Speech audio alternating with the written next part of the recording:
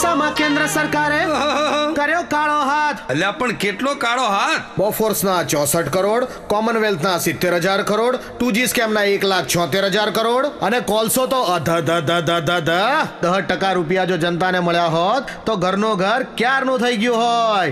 એટલે જ તો કહું છું, લે કોલસામાં કેન્દ્ર સરકારે કર્યો કાળો હાથ.